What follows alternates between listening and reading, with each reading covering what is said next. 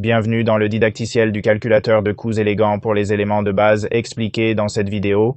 Nous allons expliquer chaque élément du calculateur de coûts afin que vous puissiez l'appliquer à votre entreprise.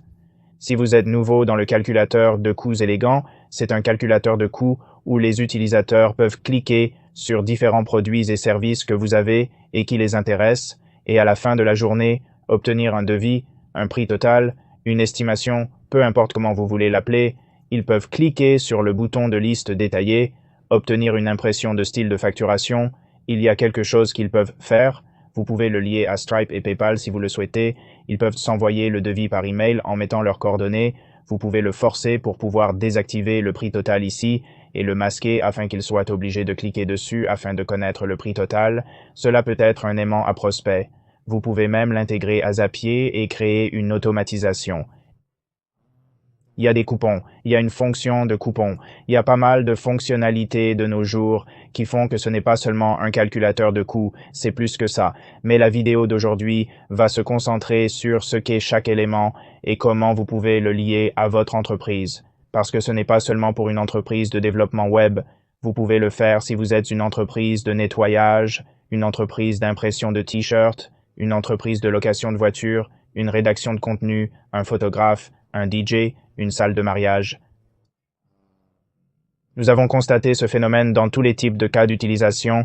Je pense que nous avons probablement vu une centaine d'industries différentes utiliser cette calculatrice jusqu'à présent. Donc pour cela, nous allons créer une nouvelle calculatrice ici à titre d'exemple. Et nous allons tout expliquer sauf le curseur. Le curseur fera l'objet d'une vidéo à part entière. Donc, en créant une nouvelle calculatrice ici, vous avez déjà un menu déroulant par défaut et une section et la description de la section et nous vous donnons cela par défaut, mais vous avez les différents éléments que vous pouvez créer ici qui sont un menu déroulant, une case à cocher, un interrupteur à bascule, un bouton, un curseur, une zone de commentaires, une zone de quantité ou une zone de saisie de nombre, des mathématiques personnalisées, également appelées mathématiques variables, un téléchargement de fichiers, disons une photo ou quelque chose, puis il y a le texte brut et le champ HTML. Et nous allons les aborder un par un. Nous allons aborder un peu le curseur, mais nous allons faire une vidéo séparée sur le curseur car il y a des complexités supplémentaires avec le curseur qui doivent être traitées dans une vidéo à part. Commençons donc par la première, qui est en fait d'abord, voyons ce qu'est une section, ce qu'est une sous-section, et puis, oui, en gros, c'est divisé en sous-sections et en sections. Eh bien, à chaque fois que vous créez une section, vous avez la possibilité d'y insérer un nom et une description. Il s'agit donc simplement d'ajouter des titres supplémentaires ici, plus ou moins, pour séparer les différents éléments. Par exemple, si vous êtes un photographe de mariage et que vous faites la cérémonie et le jour principal et que vous souhaitez séparer ces sections, c'est quelque chose que vous pouvez faire.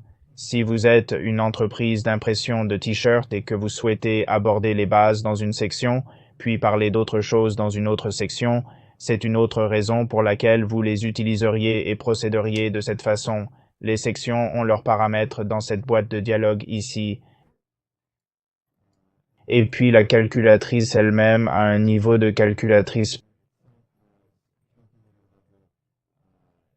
paramètres ici. Et puis il y a aussi les paramètres globaux dans le menu des paramètres globaux, c'est-à-dire si vous cliquez ici, puis sur les paramètres globaux ici, c'est donc une autre chose à aborder. Vous avez donc à peu près 3 sections de paramètres différentes. Vous avez les paramètres au niveau de la calculatrice, dont tout paramètre ici n'aura d'impact que sur cette calculatrice, si vous avez plusieurs calculatrices sur votre site web ou sur une seule page. Les paramètres globaux sont des choses comme vous savez mettre dans votre banque de code si votre clé Stripe est, si vous intégrez Stripe ou PayPal ou des choses comme ça. Donc ceux-ci seront au niveau global. Et ensuite, vous avez également les paramètres ici.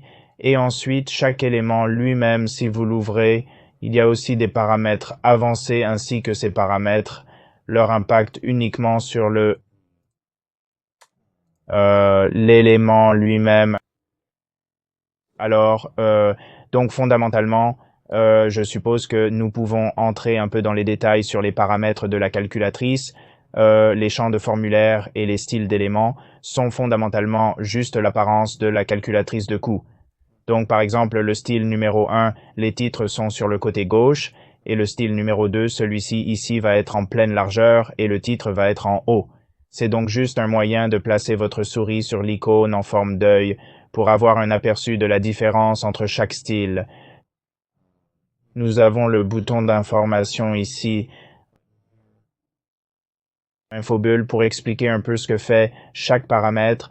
Puis certains paramètres ici ont l'outil œil où vous pouvez avoir un aperçu de ce que fait ce paramètre afin que vous ne deviniez pas. Nous avons également un champ de recherche ici, donc si vous saisissez le mot taxe, vous pouvez cliquer dessus et il va mettre en surbrillance et vous montrer où se trouve ce paramètre. Nous essayons donc de rendre cela aussi convivial que possible pour vous. Si vous avez WooCommerce, vous trouverez ici quelques paramètres. Si vous ne l'avez pas, ne le tenez pas compte. Vos boutons d'action utilisateur se trouvent ici, le bouton email, le bouton de liste de détails, le bouton de coupons, et puis si vous avez Stripe et PayPal, ce serait ceux-là. Et si vous avez WooCommerce, il y aurait un bouton d'ajout au panier. Vous avez donc ici quelques paramètres liés à cela. Vos paramètres de prix total se rapportent au prix total ci-dessous. C'est assez explicite. Vous avez différents styles pour le prix total. Vous avez 4 styles différents que vous pouvez voir ici. Vous avez les numéros de style 1, 2, 3 et 4. Il s'agit donc de différentes manières d'afficher votre liste de prix. Vous pouvez activer une liste de prix flottante si vous le souhaitez. Vous pouvez simplement supprimer le prix total. C'est une bonne idée pour les personnes qui souhaitent attirer des prospects. Vous avez même un prix total minimum, vous mettez 200 $ et vous pouvez cacher le prix total jusqu'à ce que la personne sélectionne au moins un article d'une valeur minimale de 200 $ ou 200 € ou quelle que soit votre devise. Les paramètres de la liste détaillée sont des paramètres qui ont un impact sur la liste détaillée du style de facture qui est là. Vous avez des paramètres de taxes. Vous pouvez ajouter des taxes à votre calculateur de coûts, vos paramètres de devise, la manière dont votre symbole de devise est affiché, si vous souhaitez ou non qu'il contienne par exemple vos euros, vos dollars canadiens ou vos dollars américains. Voulez-vous que ce soit les lettres après le chiffre? Voulez-vous que le symbole apparaisse en premier? Ou voulez-vous simplement supprimer ce symbole entièrement? Si, par exemple, vous êtes un calculateur de dosage de médicaments et que vous montrez aux gens quelle dose ils devraient recevoir en fonction de leur poids, alors vous ne voulez pas du tout de devise. Donc, pour ces exemples, vous allez activer ce paramètre. Vous pouvez modifier le style de police dans le PDF lorsqu'un PDF est généré. Vous avez également des paramètres de messagerie électronique. Nous venons de présenter les événements Webhook, ce qui est vraiment cool. Vous pouvez donc connecter cela à Zapier et les possibilités sont pratiquement illimitées à ce stade. Nous avons une vidéo à ce sujet, alors n'hésitez pas à vous rendre sur notre chaîne YouTube, à cliquer sur notre playlist et à consulter toutes les vidéos de notre playlist. Vous y verrez toutes les différentes choses et les webhooks ont un paramètre à cet endroit. Je pense que nous allons mettre une petite icône ici, probablement une image d'un livre ou quelque chose, sur laquelle, si vous cliquez dessus, vous accédez à l'article associé à la fonctionnalité que vous consultez ou le paramètre sur lequel vous vous trouvez, afin qu'il soit plus facile pour vous de pouvoir accéder au didacticiel de la base de connaissances sur chacun de ces paramètres. Donc, ça donne ça, ouais. Nous disposons donc d'une base de connaissances sur ce sujet. Vous pouvez également cliquer ici et saisir simplement Webhooks pour l'instant. Et puis, vous avez quelques liens ici sur les webhooks si vous souhaitez consulter notre base de connaissances. Donc, c'est à peu près tout pour ça. Voilà donc les paramètres expliqués. Les traductions ne sont pas que des traductions. Donc, si vous êtes dans une autre langue et que vous souhaitez que certains éléments du texte des boutons soient modifiés dans votre langue, vous pouvez les traduire ici. Mais c'est également une bonne idée si vous souhaitez simplement modifier la façon dont les choses sont dites. Parce que vous êtes peut-être toujours anglais, mais vous voulez changer la façon dont les choses sont dites. C'est donc une bonne façon d'ajouter un nouveau mot, de faire vos changements de mots et ou vos traductions linguistiques. Une fois que vous avez terminé de créer le calculateur de coûts, voici votre total. C'est votre raccourci pour ajouter le total à la page. Et ce serait pour le total avancé. C'est ça. Je vais vous expliquer ce que c'est si vous voulez ajouter un total de calculatrices supplémentaires. Cela se passe ici même sur cet exemple dans notre modèle de concepteur web. Si je change le prix ici, vous verrez qu'il change également là-bas, donc c'est bien pour les personnes qui veulent afficher leur prix total ailleurs sur leur page, mais vous pouvez vraiment faire preuve de fantaisie avec ce truc. Vous pouvez combiner deux calculatrices. Disons que vous avez deux calculatrices sur une page et que vous voulez dire que le total est égal au coût total d'une calculatrice plus l'autre calculatrice. Vous pouvez le faire ici avec le total, le prix total, la fonctionnalité que nous avons. Vous pouvez donc ajouter dans ce raccourci un code qui combinera le prix total de ces deux calculatrices. Vous pouvez également, si vous souhaitez afficher vos prix, disons que vos clients l'utilisent pour établir un prix annuel, mais que vous souhaitez également leur montrer ce que cela coûterait mensuellement, vous pouvez également le faire avec le prix total. Si vous voulez savoir comment faire cela, allez dans les fonctionnalités et c'est sous plusieurs totaux et cela vous montre où obtenir ce calcul. Je pense que c'est ici. Vous pouvez le diviser par 12 si vous le souhaitez. Donc, ce que vous faites, c'est afficher le prix total de votre calculatrice, puis appliquer les mathématiques, diviser par 12, donc ajoutez juste un avance 2 ici, et cela donnerait à votre calculatrice le total divisé par 12, ce qui donnerait le prix mensuel. Il y a donc différentes options ici. Vous pouvez combiner des calculatrices, vous pouvez faire des mathématiques personnalisées avec. Vous pouvez afficher un total. Oui, juste toutes sortes de choses intéressantes.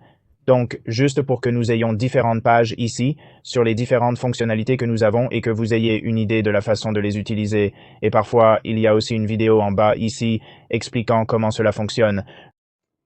Je pense donc que pour cette vidéo, nous allons nous limiter aux paramètres de la calculatrice et dans la vidéo suivante, nous allons parler des éléments de base parce que je pense que c'est déjà à 12 minutes ici. Je pense donc que c'est assez bon pour cette vidéo. Quelques éléments supplémentaires sur les paramètres. Vous obtenez les paramètres de police. Cela s'explique de lui-même. Vous pouvez modifier la couleur et la police des différents éléments. Vous savez que les éléments de la page sont assez explicites. Vous pouvez également cliquer sur « Afficher les citations » pour ouvrir la visionneuse de citations. Il semble que celle-ci n'ait pas de citation, ce qui serait logique car nous venons de recevoir cette vidéo, mais je peux vous montrer à quoi elle ressemblerait avec notre modèle de concepteur de site web. C'est quelque chose que les gens remplissent en fait pas mal. Vous pouvez en quelque sorte l'utiliser comme une sorte de mini CRM. Ce que je veux dire par là, c'est qu'à chaque fois que quelqu'un le remplit, si vous voulez en quelque sorte les classer ici, afin que vous puissiez avoir une équipe de personnes qui vont suivre le prospect, alors vous pouvez l'utiliser ici pour montrer à votre équipe, d'accord, qui a été contacté, qui, si vous avez gagné quelque chose, vous pouvez conclure et dire que vous l'avez gagné afin de créer un client, ou s'il décide de ne pas vous accompagner, vous pouvez le faire perdu. Toutes sortes de choses intéressantes que vous pouvez faire avec les devis, c'est évidemment pour la version premium. Alors maintenant, il y a les paramètres au niveau de la calculatrice, il y a les paramètres ici au niveau de la section, vous pouvez en faire un accordéon ou vous pouvez afficher le total sous la section, ce sont les paramètres pour cela. Et les paramètres pour aussi, il y a aussi ces paramètres en bas ici aussi. Donc si vous voulez le connecter à PayPal, Stripe et WooCommerce, vous n'êtes pas obligé, mais si vous le souhaitez, ce sont vos options ici. Vous pouvez sauvegarder votre calculatrice, vous pouvez la restaurer. Je suggère toujours de sauvegarder votre calculatrice après avoir passé des heures à la construire. On ne sait jamais ce qui peut arriver, alors ayez absolument une sauvegarde. Votre générateur de formulaire de devis par email signifie que si quelqu'un clique sur le devis par email, vous pouvez personnaliser ces champs et vous pouvez ajouter des champs. Vous pouvez donc faire un sélecteur de date, vous pouvez ajouter une adresse, vous pouvez faire pas mal de choses. Voilà qui conclut la vidéo d'aujourd'hui sur les paramètres. Dans la prochaine vidéo, nous parlerons des éléments de base.